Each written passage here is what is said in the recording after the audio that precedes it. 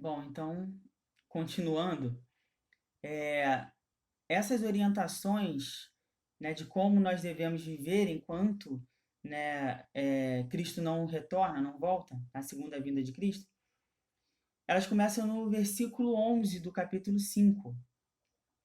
E aí, o apóstolo Paulo ele fala: exortai-vos uns aos outros e edificai-vos uns aos outros, como também o fazeis. Então, na verdade, os tessalonicenses eles já estavam fazendo isso, já estavam exortando e edificando. Então, quando você exorta, você orienta em amor, não é isso? E edificar é você está construindo, você está participando de um crescimento, né? No caso, quando a gente vai falar palavras que edificam a vida de alguém, a gente está fazendo mesmo para crescimento espiritual dela. Só que muitas vezes a gente esquece disso e acaba falando ou fazendo coisas que ao invés de edificar, de construir, vão destruir. Então a gente tem que tomar muito cuidado com essas coisas. E aí o apóstolo Paulo ele também continua as orientações, dizendo que nós devemos reconhecer os que trabalham na obra do Senhor entre nós e os que presidem sobre nós no Senhor, né? Até mesmo aquele que nos admoesta e tudo. A gente deve ter uma grande estima pelos nossos líderes, por causa da obra que os nossos líderes realizam. Então, nós devemos estar sempre ajudando, apoiando a nossa liderança, tentando compreender a nossa liderança, né? E ajudando, sabendo que se o nosso líder está ali, nos liderando, é com a permissão de Deus. E toda autoridade que foi dada àquela liderança ali é uma autoridade vinda de Deus. Então, nós devemos ter estima, ter consideração por aquela autoridade, aquela liderança. Admoesteis os desordeiros, né? Então, a gente deve, é, digamos, chamar a mesma atenção, né? Orientar, repreender, né? Os desordeiros, aqueles que fazem coisas para acabar com a ordem, acabar com tudo, aqueles que gostam de bagunça, na verdade, né? Devemos consolar os que têm pouco ânimo e sustentar os fracos. E ter paciência com todos. Então, é uma sequência aí. A gente consola os que estão com pouco ânimo. Aqueles que estão desanimados, a gente tem que tentar animar eles. Fazer com que eles voltem até aquela vontade, aquela disposição para fazer a obra do Senhor, para ter uma vida legal, para estar junto ali. E às vezes a gente peca nesse sentido porque a gente não observa certas coisas em relação a isso e não age com relação a isso. E devemos sustentar os fracos, nós devemos dar apoio, suporte àqueles que estão enfraquecidos na fé. A gente deve orar por eles, orientar eles, dando boas orientações, né? Claro, porque para dar orientações ruins também, erradas, então é melhor que não dê. Mas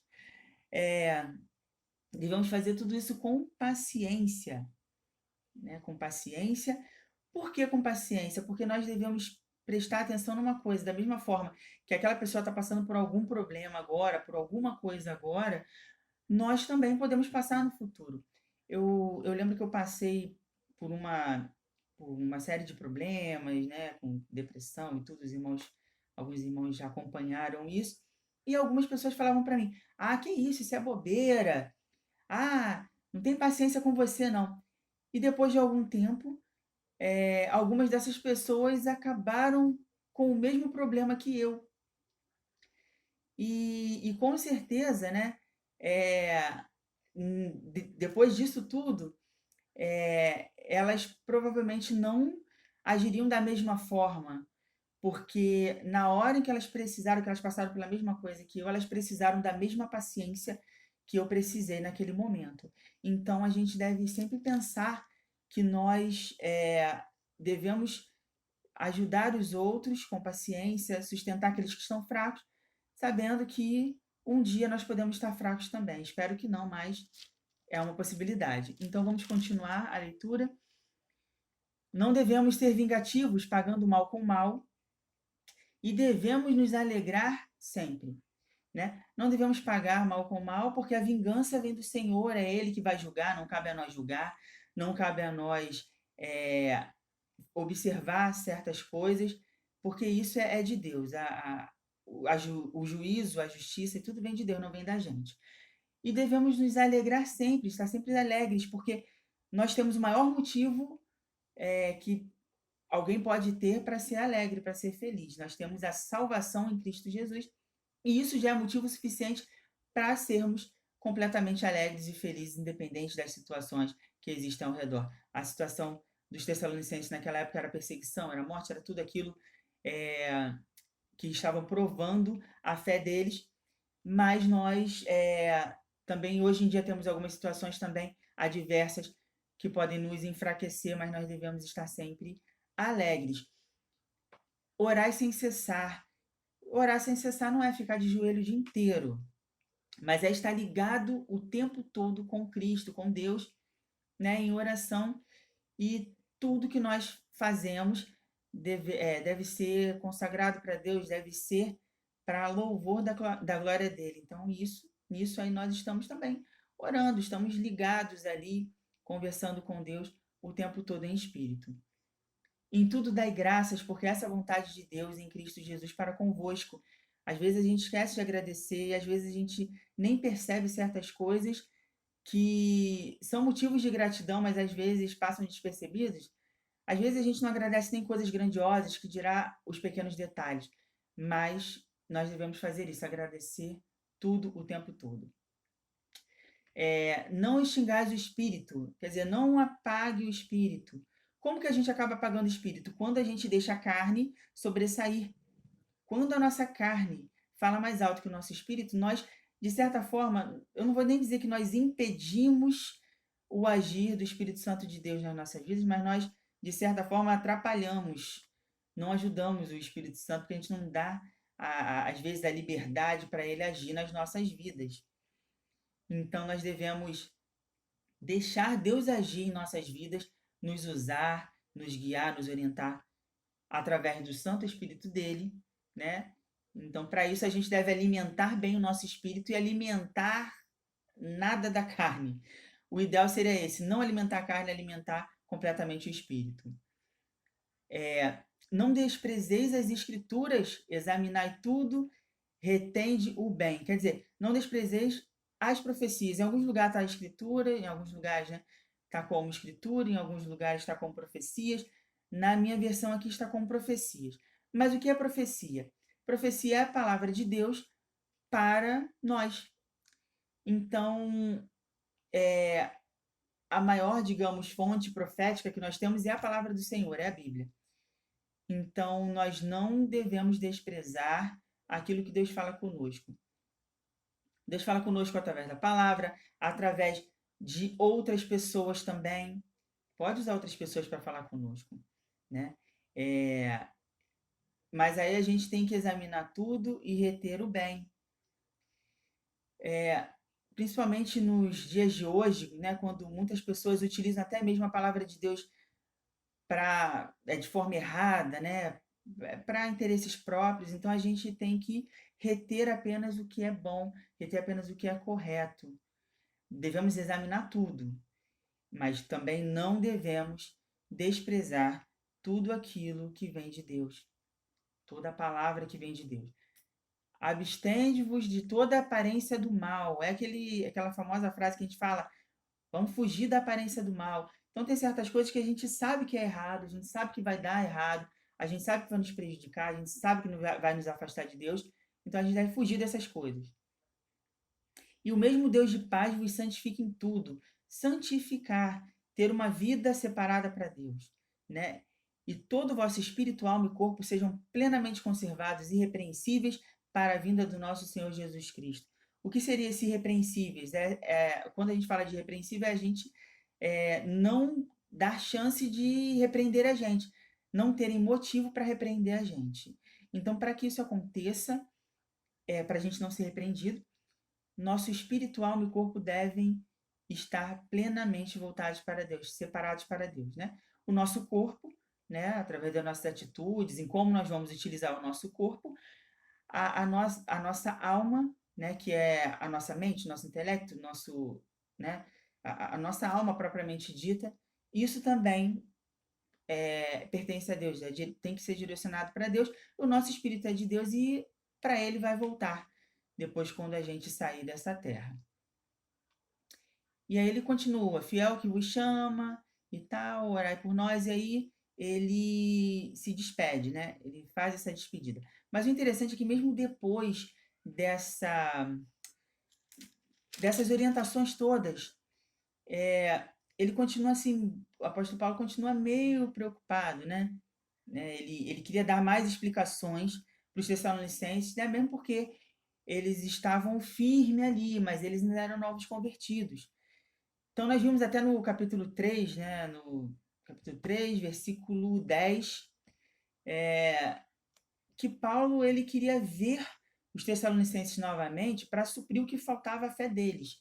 Né? E aí eu já falei na outra aula também sobre Atos 17, que relata bem isso, né? Que os judeus de lá de Tessalônica perseguiram Paulo e tudo, né?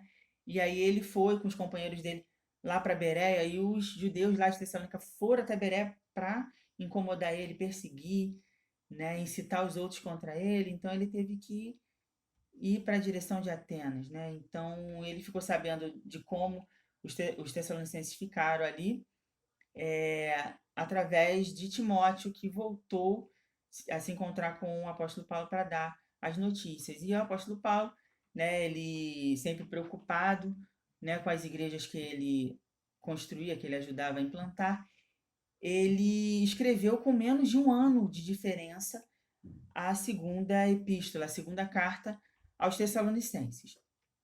Então vamos lá. Aqueles cristãos ali, eles estavam no início da caminhada. Muitos estavam sendo mortos, estavam sendo perseguidos, né?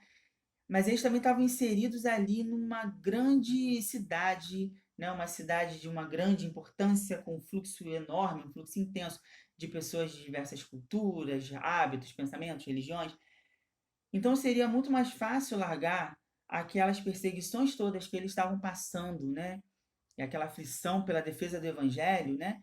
Por práticas mais atrativas, né? E sem se preocupar com perseguições, seria muito mais fácil, né? Então, a preocupação de Paulo, né, era compreensível, era compreensível que ele se preocupasse, né? Então, no primeiro capítulo, né, da segunda carta, ele incentiva os tessalonicenses a prosseguir com a mesma fé, com o mesmo amor, e ele ressalta, né, que ele estava usando esse exemplo dos tessalonicenses em outras igrejas, né, como referência, como modelo, sabendo que Deus vai julgar todos e fazer justiça aos que são perseguidos por amor de Cristo.